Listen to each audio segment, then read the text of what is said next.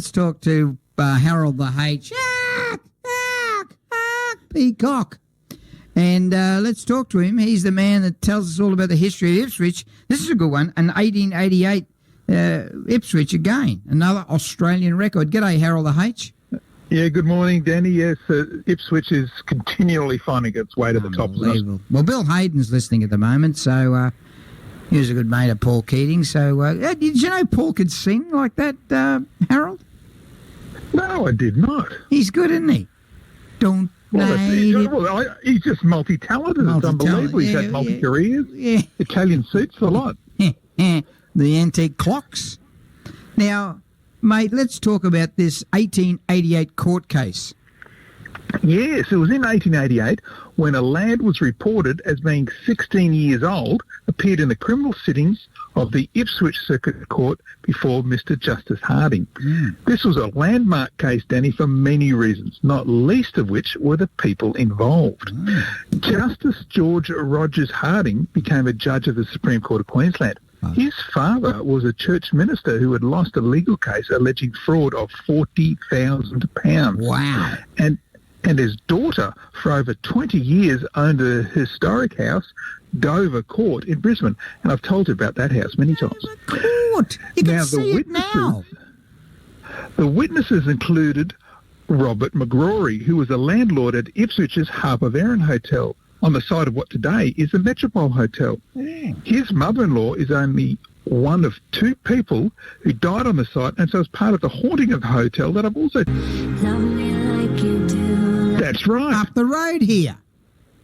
Across the road and up the hill. Yeah, that's then there was the bank manager, Joseph Foote. Yeah. He was a member of the famous Ipswich families of Cribb and Foote, and his brother was later a suspect in an unsolved murder, which you might remember me telling you about that as well. Anyway, Joseph later died after falling off his veranda at his house at Blacklands. But the prime witness was the Brisbane Street grocer, George Seaman. He was previously the prime witness in another criminal case, this time involving an attack on the Salvation Army using rotten egg gas. And his brother was later Mayor of Toowong. Anyway, the boy appearing in court in 1888 was William Henry Hare Sigs. He pleaded guilty to having feloniously forged a cheque for £7 and 5 shillings. Wow. Now, one remarkable aspect of the case was the sentencing remarks made by the judge. Justice Harding said that the lad was too old for reformatory school, so in his opinion, it was a sound thrashing is the only thing that would do him most good. Wow! But and I knew you'd like that one, Danny. Well, I'm into the thrashings. And that's right. A bit of corporal punishment doesn't hurt every now and again. No, I like a sergeant punishment rather than a corporal punishment. Okay, so Sigs could only be punished as an adult. And so he was sentenced to 12 months imprisonment, although he could get off with a good behaviour bond if he came up with the enormous sum of £80. But, Danny, the most remarkable thing about this case was the age of young Sigs. He is reported as being 16 years old, but he was actually slightly older, 17 years, 2 months and 22 days old. And even at that age, he was the youngest convicted forger in Australian history. Wow!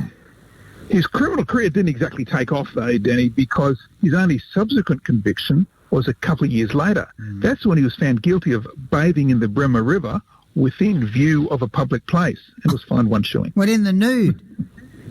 Well, it didn't say that part, but I think he was just having a swim. Yeah, because in those days you had to really cover up and have a... Is that amazing? There's no bull sharks those days. He would have had the flaming bull sharks up his clacker.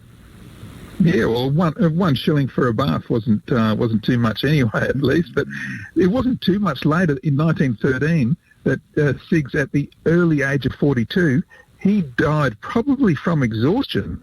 His wife had 7 children in 13 years. And this was shortly after Sigs's brother was hit with a meat cleaver by his wife when he discovered that she was cavorting with a boy half her age.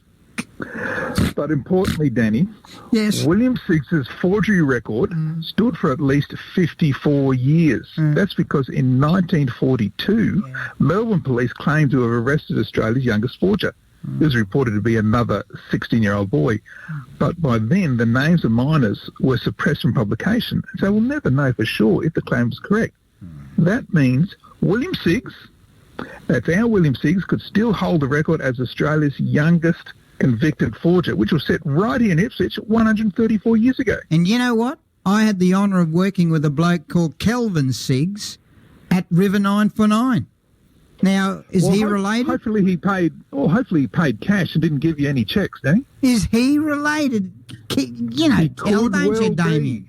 No. Kelvin Sigs is at Triple M, and he's a great bloke, Kelvin. I'll have to ring him up and ask him, was his nephew, great-great-great-great-nephew was a fraudster. But, mate... Yeah, William Henry Hare Sigs. Mate, you really do build a story. You're a very good storyteller, and it's an art storytelling. We've got to really get on to getting Ipswich to get this book together, because it's some great youngs. But I love how you build on them, you know. And what about the bloke with the cleaver and the other bloke who was had that many kids? He probably was exhausted. He was stuffed.